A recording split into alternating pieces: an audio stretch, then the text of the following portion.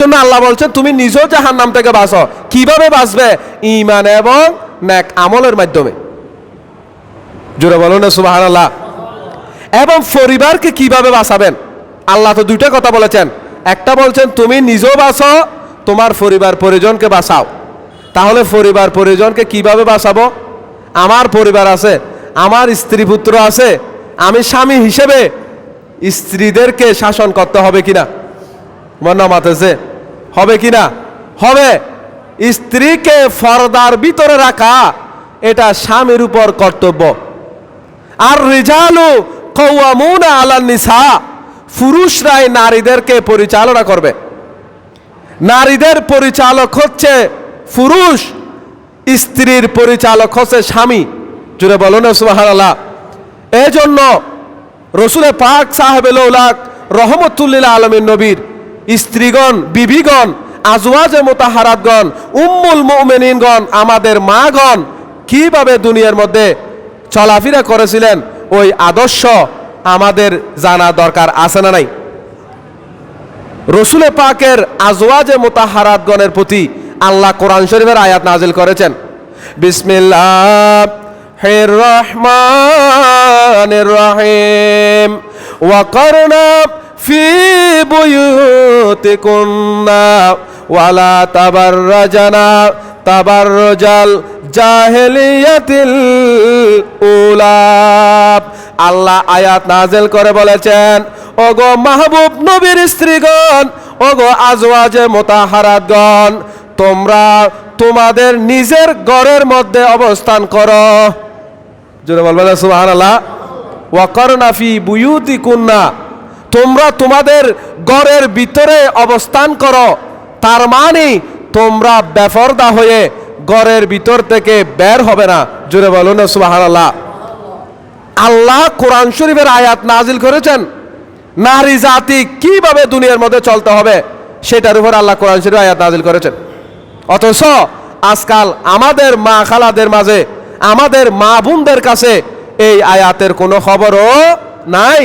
স্বামী হিসেবে আপন দায়িত্ব আমার উপর ফরজ, আমার স্ত্রীকে পর্দার ভিতর পরিচালনা করা। জোরে বলুন সুবহানাল্লাহ।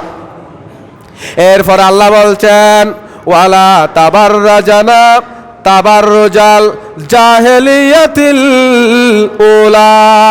ওগো দুনিয়ার মহিলাগণ, ওগো মুমিনা, তোমরা শোনাও, তোমরা জাহেলি যুগের মতো সাজসজ্জা করে অপরজনকে সৌন্দর্য প্রকাশ করিও না। সুবহানাল্লাহ। আল্লাহ বলেছেন তোমরা নারী জাতিরা তোমরা ঘরের ভিতর অবস্থান করো এবং জাহেলি যুগের মতো সাজসজ্জিত হয়ে সৌন্দর্য করে তোমার সৌন্দর্য অপরজনকে, বেগানা কোনো পুরুষকে প্রদর্শন করিও না। জোরে বলুন না সুবহানাল্লাহ।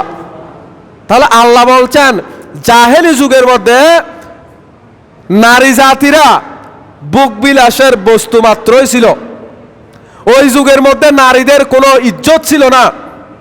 মানুষ বুক বিলাসের পণ্য হিসেবে নারী জাতিদেরকে, মা বোনদেরকে ব্যবহার করত। কিন্তু সেই মা বোনদের ইজ্জত আবরুরকে আকাশচুম্বী করে দিয়েছেন, রানী বানিয়ে দিয়েছেন রহমতুল্লিল আলমীর নবী দুনিয়ায় আগমন করে। জোরে বলুন না সুবহানাল্লাহ। রসুল পাক সাল্লাল্লাহু আলাইহি ওয়াসাল্লামের পরিবারের প্রতি আল্লাহ কোরআন শরীফের আয়াত নাজিল করেছেন। তার মানে গোটা নারী জাতিকে কিভাবে দুনিয়ার জমিনে চলতে হবে সেই বিধান আল্লাহ কোরআন শরীফের আয়াত নাজিল করে আমাদেরকে শিক্ষা দিয়েছেন। জোরে বলুন না সুবহানাল্লাহ। এজন্য নারী জাতিদেরকে অবশ্যই ঘরের ভিতর তথা পর্দার ভিতরে অবস্থান করতে হবে। জোরে বলুন সুবহানাল্লাহ। অপর আয়াতের মধ্যে আল্লাহ বলেছেন, বিসমিল্লাহির রহমানির রহিম। ইয়া আইয়ুহান নাবিয়্যু কুল লিআজওয়াজিকা ওয়া বানাতিকা ওয়া নিসাইল মুমিনিন। জোরে বলুন না সুবহানাল্লাহ। আল্লাহ বলছেন, ইয়া আইয়ুহান নবিয়্যু, হে মাহবুব নবী, কুল, আপনি বলে দেন, লিআজওয়াজিকা, আপনার বিবিগণকে, ওয়া বানাতিকা, আপনার কন্যাদেরকে, ওয়া নিসাইল মুমিনিনা, কিয়ামত পর্যন্ত যত মুমিন মুমিনাত, যত নারী জাতি ইমানদার মুত্তাকি হবে, ওই মুমিনাতদেরকে আপনি রাসূল বলে দেন ওই নারীরা যেন তাদের শরীরের উপর চাদর টেনে দেয়। সুবহানাল্লাহ। ইউদিনিনা আলাইহিন্না মিন জালাবিবিহিন্না, আল্লাহ বলছেন মিন জালাবিবিহিন্না, নারী জাতিরা যেন তাদের শরীরের উপর চাদর টেনে দেয়। তার মানে হে রাসূল আপনি বলে দিন, আপনার স্ত্রীদেরকে বলে দিন, কন্যাদেরকে বলে দিন, বিশ্বের সমস্ত মুমিনাত নারী জাতিকে বলে দিন, তারা যেন নিজের শরীরের উপর চাদর ঢেলে দেয়, চাদর টেনে দেয়। তার মানে নারী জাতি যেন পর্দা করে দুনিয়ার মধ্যে চলে। জোরে বলুন না সুবহানাল্লাহ। ইউদিনিনা আলাইহিন্না মিন জালাবিবিহিন্না, নারী জাতির শরীরের উপর পোশাক থাকতে হবে, নারী জাতি পর্দার আড়ালে থাকতে হবে। এটা আল্লাহ এবং রসুল পাকের পক্ষ থেকে বিধান। জুড়ে বলুন সুবহানাল্লাহ। তাহলে দেখুন আল্লাহর কোরআনের মধ্যে নারী জাতিকে কত মর্যাদা দিয়েছেন। যেই নারী যত পর্দানুশীল হবে সেই নারীর সম্মান আল্লাহ তত বেশি বৃদ্ধি করবে। জুড়ে বলুন না সুবহানাল্লাহ। পর্দার ভিতর থাকলে সম্মান, নারী জাতিকে আল্লাহ পর্দা দিয়েছেন মানে নারী জাতির ইজ্জতকে আল্লাহ বুলন্দ করেছেন। জোরে বলুন না সুবহানাল্লাহ। শুধু তাই নয়, আল্লাহ সুবহানাহু ওয়া তাআলা অপর আয়াতের মধ্যে আল্লাহ বলেছেন বিসমিল্লাহির রহমানির রহিম, কুল লিল মুমিনাতি, ওগো মাহবুব নবী আপনি সমস্ত নারী জাতিদেরকে বলে দেন, যে সমস্ত নারীগণ ইমানদার, ইমানদার নারীদেরকে আপনি রাসূল বলে দেন। আল্লাহ কে বলবো? আল্লাহ বলেছেন ওগো মাহবুব নবী তাদেরকে বলে দেন তারা যেন তাদের দৃষ্টি শক্তিকে অবনত রাখে। ইয়াগদুদনা মিন আবসারিহিন্না, নারীগণ যেন তাদের দৃষ্টিকে নিচের দিকে রাখে। সুবহানাল্লাহ।